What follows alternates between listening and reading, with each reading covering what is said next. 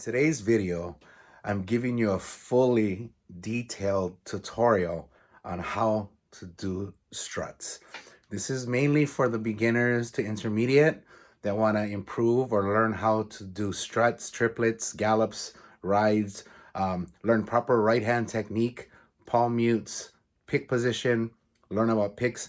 There's about 50 gems that I wish someone taught me when I was learning how to play guitar when I was growing up. And it's very repetitive, but I also want you to play along. I want you to try it. For all of you beginners out there, try and follow me. I go slow, I go medium, and then I go to speed. So, and you will get it.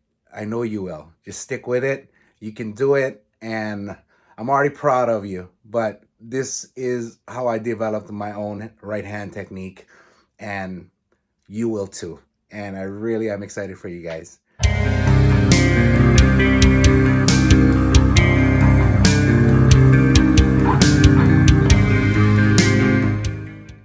Hello everybody, I just wanted to share with you guys my approach into developing your right hand, mainly like strut patterns, things you should practice in beginning to play metal, or just wanting to be able to have fun, you know, with your right hand and actually have complete control over it. So let's first go into something I think is kind of important, is to understand picks and how they're used and what they're able to achieve when practicing your strut patterns or your strut exercises, what I'm going to show you now. So what I use is I use these Dunlop Tortexes. They're Jazz 3s. They're sharp, thin, but they're stiff. Okay, and then you got most people, they'll use the conventional picks, which is fine again, but this one is thick as well. And then people are starting to get into plectrums. And plectrums are usually thicker. They're made with all types of different materials. Some people like it, some people don't, but every pick has its own character, and you gotta find out which one is you. You know, it's kind of like shoes. Many shoes out there, but which one feels best for you, okay? So I'll go run through the picks. Let's go over these plectrums, okay? I'm just gonna show you what it feels like on the string side of things. So you have the plectrums, and the plectrums have a, if you listen to that, okay? And so now when I'm hitting the string, I'm hitting it straight on, meaning flat, okay? And a lot of beginners, usually that's what they do. They'll keep the pick flat when they try to strut, and they'll end up getting, you know, hard time with their strut pattern. Here is the standardized pick, and you're gonna go again, hitting it straight on. And now we're gonna go with the Tortex, and I'm hitting it straight on as well. Okay, so when you're doing struts, another key factor that you need to realize is you need to mute the strings. You don't need to, but if you want to pull off really tight strut patterns and sound clean, you know, you can go on an open string. You know, you can just really, but it doesn't give you that.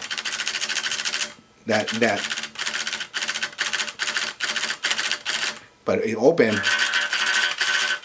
So what you're noticing when the strings are open, they're going to flap. You see the string movement? But when you mute the strings, which is you're putting the meat of your palm by the bridge or by the saddle, and you're gonna push down, not too hard, just gonna kind of rest your hand on it and mute it. It's open and coming back down with a mute. And you want to get a mute where it's like that. Not so, you don't want ringing or chiming. You want to have a nice tight mute on your palm mutes, okay? And they vary. Sometimes you got to slide up too far, no good. Right about where the bridge and the saddle is, ideal. Okay, so that's a couple theories on the palm muting technique. But it helps with your strut pattern. So, you know, when you're trying to learn your strut, it really helps that you understand the whole dynamics of what your right hand has to do to pull it off. It's not, you know, it's not just, you know, you're not strumming, but you can. It depends on what you're trying to go for. Okay, but if you want to get that nice strut, you mute it. Okay, now let's go over the picks again. The plectrums. Okay, you hear it? I'm muting. Okay, and it has a rounder because they're rounding off the strings, right? So there's not much resistance. Then you got your conventional picks, right? And you're gonna do the same thing. You hear that? And that's hitting it straight on. Okay, and then you have again the jazz, and you're muting and going back and forth. Okay, I'm gonna give some distortion, and you're gonna hear the picks. Okay, so when you hear that, and I'm gonna hit the strings head on. Okay, like meaning. I'm gonna hit it flat against the string. Okay.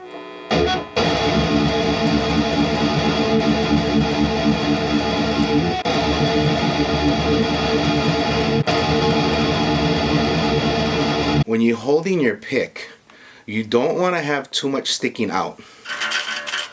You're gonna fight the string. Okay, so you want to kind of choke it up. You want to choke the pick up kind of close. Let my camera get in focus. You want the pick really just subtle, you know, sticking out of your hand. Okay, when you stick it out too much, you're gonna be fighting a lot of body of the pick. And again, this is just a theory of it, yeah. So if you're sticking it out far, it's hard, you know, it's really hard. But when you choke up on it and you give it a nice tip on it, you know, and you give it a nice short tip, you can run over the strings faster. So now that we covered palm muting, open, you want it to just give a nice thick mute. Okay, you're muting the string. For the rest of the video, I'm gonna stick with my green pick. When you're doing a strut, and what ends up happening when you hit the strings head on, you're gonna wanna, it's hard to run fast when you have it just flapping on it. So what I do is, and what you're gonna notice is you're gonna hear a scraping sound. And what I'm taking is like a 90 degree here, flat on the string, and I'm gonna slowly curve my hand down to where it's almost a 45 degree angle on the string. Okay, so without distortion, you're gonna hear me go flat, and I'm gonna start turning my hand. You hear that scratching sound? So it's almost like you're scratching it, right? But flat, fighting the strings. Start at 45. You start creating a nice little round on it instead of a, and that's a lot of, I mean, this is like the small detail that usually gives people a lot of problem. If they're trying to fight the string instead of ride the string. Okay, so you want to ride it, and it makes it really easy to pull off. Okay, so now you're gonna mute the string, and you're gonna start getting that comfortable scratch. And if you are in distortion, it adds character, it adds style and accenting to your tone. Also gives you a little more bite. To me, I feel it gives you more bite, and you just, okay. And now let's.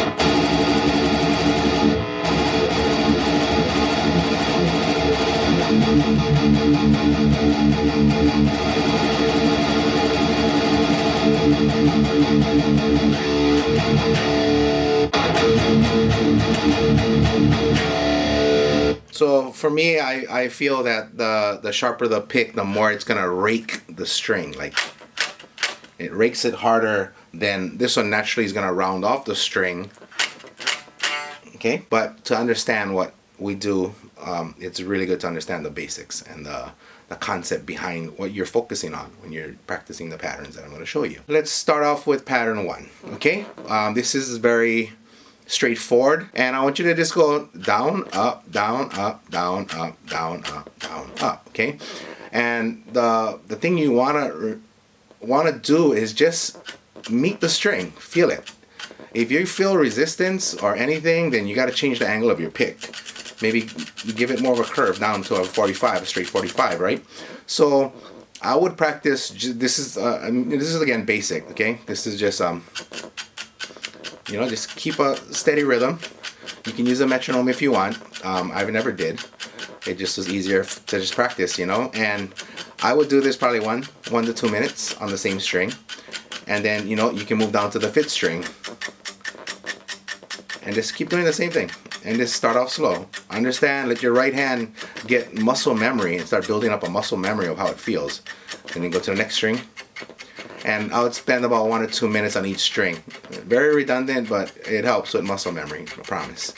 Okay, and then come back up. So now, you know, you're 5-6 minutes into just doing that pattern. So now I want you to start picking up the speed. So start off slow. And try and just go a little bit faster. Not too fast. You just want to just get a little faster, okay? And slowly increasing speed, okay? And you're gonna feel, it's a feeling, you're gonna feel it. And you're just gonna stay like that. I mean, it's not, you know, it's just, you're practicing, you know? You can add in chords to kind of not be so boring. And you're just gonna keep it steady. Okay? I would say this is pattern 1. And do this until you get it, you know? And you don't have to be like flying yet, you know? Another thing I like to do is I like to use my pinky, and I call it the bridge. I've called it the bridge for 20 years, but I like to put my pinky down below the strings or the pickup or the sound hole, and it's kind of my anchor. It's my gauge of where I am on the fretboard, and I kind of develop eyes with my pick, so I can figure it out. Like, I'm already knowing where I'm at. And some people, they close hand and they're good at that too, you know. I'm not. I need control. It's like,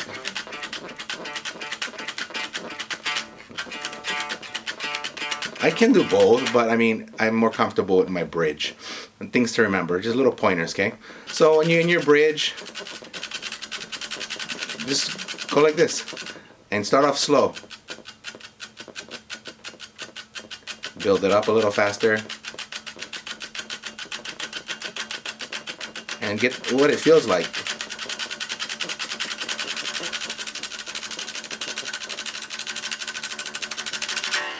Okay, now with distortion.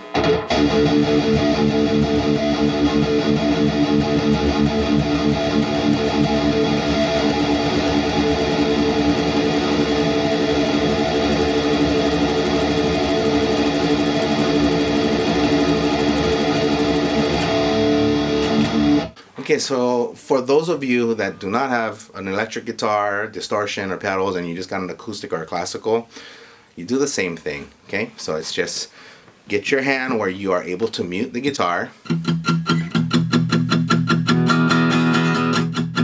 it's a lot easier to mute on an acoustic. Okay, so same practice you're gonna do, just again, push down, up, down, up, down, up. Don't try to get your hand too much, or don't try to involve your whole arm. The finesse is in the wrist. The more light, the less power you use, the faster you go. I got used to going fast with power. Just like I can cut into the string really hard, or you just go really light, and you're just riding right at the tip of the string. You know, you're really just right there with your pick. You're not. You can do that as well, but you're not trying to fight the string. You're trying to work with the string. And you got to remember that the harder you mute it, the easier it is, honestly. You loosen it, what ends up happening is the string starts wiggling and it gets out of place. Okay, so you're going to want to do the same thing. You're going to just go slow. For me, I usually would headbang, you know, and then start bringing up the speed. But if you cannot get this slowly, don't go fast. Just get this until this is like, you know, you got it. And then start building it up.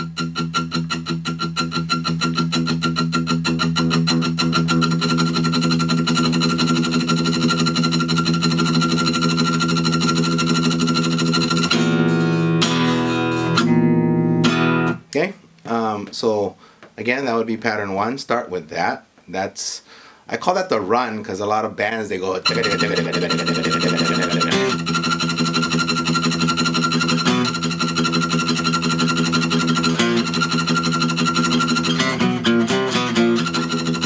they do the run.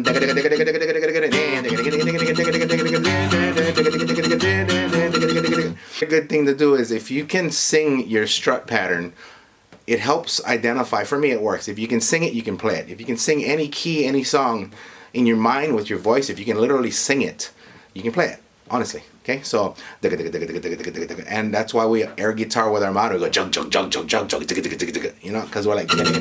So the next pattern, I'll stay on the acoustic for the rest of the video. Just because you can hear the clarity. So again, you're gonna hear it right, flat on. It's a nub. I'm muting it. It's a nub. But when I roll my pick down to the 45, you hear that scratch? Ooh, I like that scratch. Okay, so you want to aim for that scratch, or you don't, you know, but for me, you're going to ride the strings a lot easier. Okay?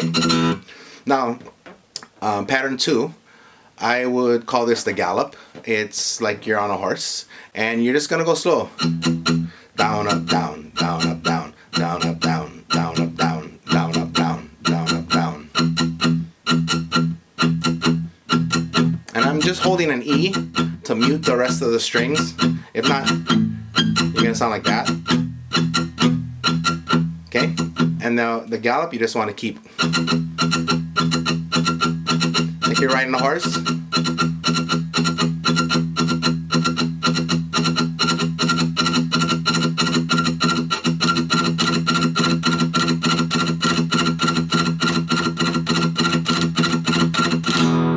So what did we get? We got the ride.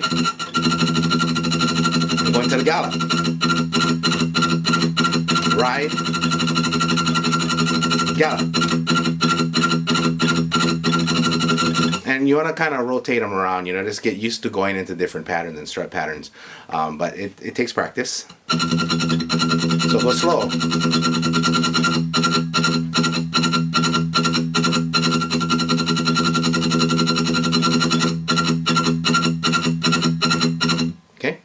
Fast.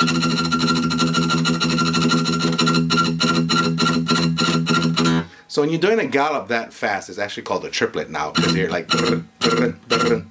it's really quick. When you're doing a gallop slow, easy on there, horsey. Okay, and fast it becomes a triplet, and almost like a Uzi. And again, you can use the chords with it.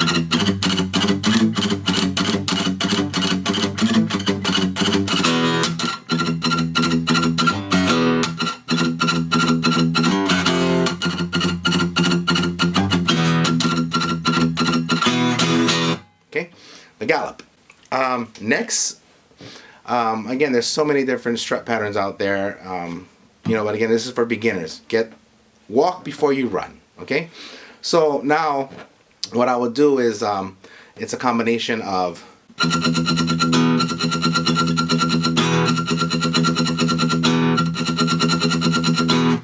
okay.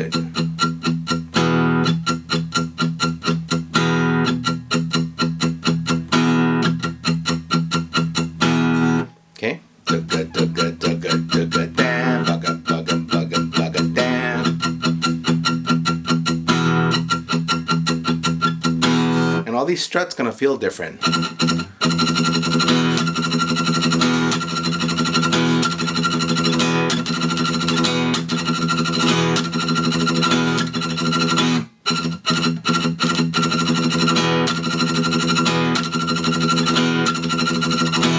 Okay, that's another one you can practice, but again, start off slow.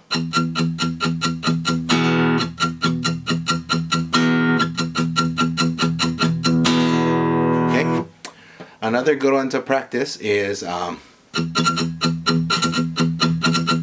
this is where you start adding down struts, and you try and change it up. So you're gonna go bump, bugga, bump, bump, bump, bump, bugga, bump, bump, bump, bugga, bump, bump, bump, bugga, bump, bump, bump, bugga, bump, bump, bump, bugga, bump, bump, bump.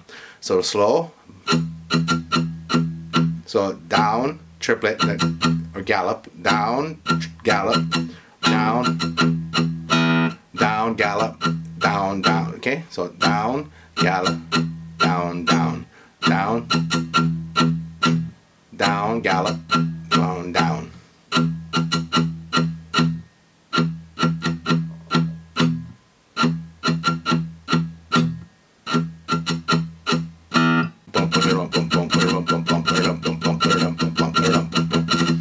That's many horses galloping.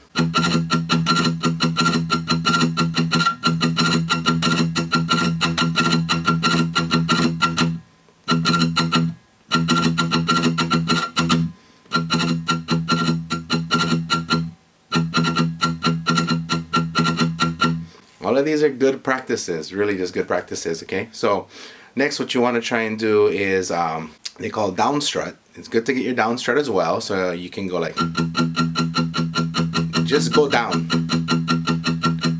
And eventually, you know, so you're just going down and try and keep it in time. And you're scraping the strings as well. You hear it? You can really accent it. And then you... I'm not too good on my down right now because I'm not warmed up, but it's good to just down, down, all down.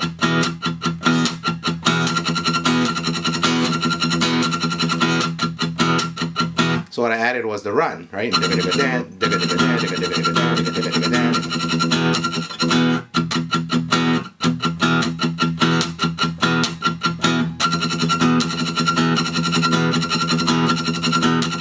Again, these are all variations, you know, you can do that too. Dugga, dugga, dugga, dugga.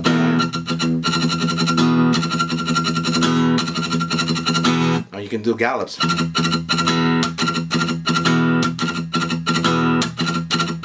Because you want to be able to break it up, you know, when you're practicing your gallop, what are you going to do? You know, you're just going to do that, but you're going to get comfortable first. And you're getting to low to lift up your mute, right?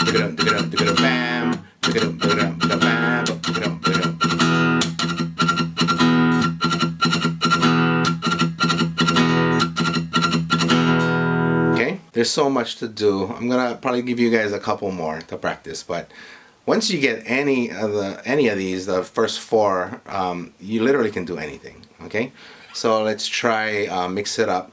There was a strut pattern I created on a song, and it was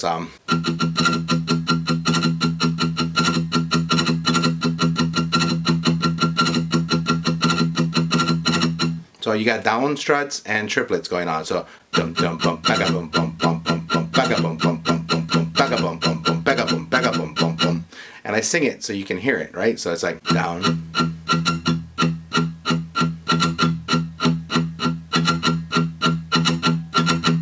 Do a double triplet at the end, right?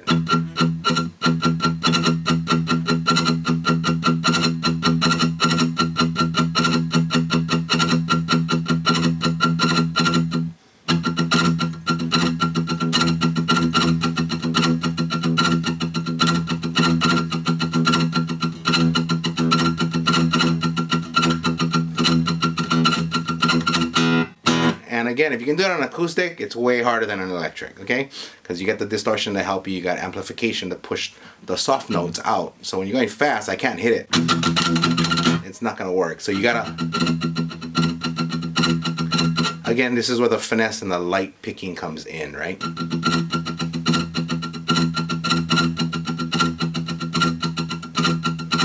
That would be an advanced strut, I would say. So again, if you want to learn that one after you get the ones all before this, try it. You know, it's fun.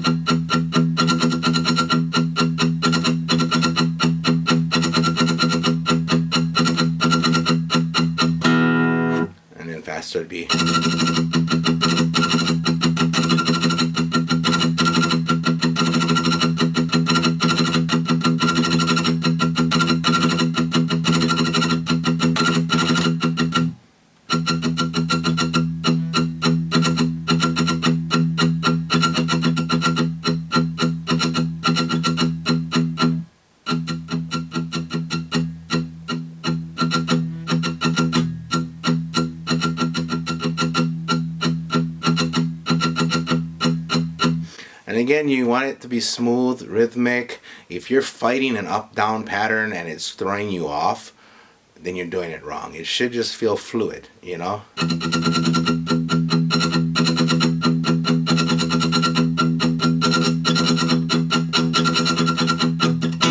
I think that's it, you know? Practice those and you'll get it. You'll get it.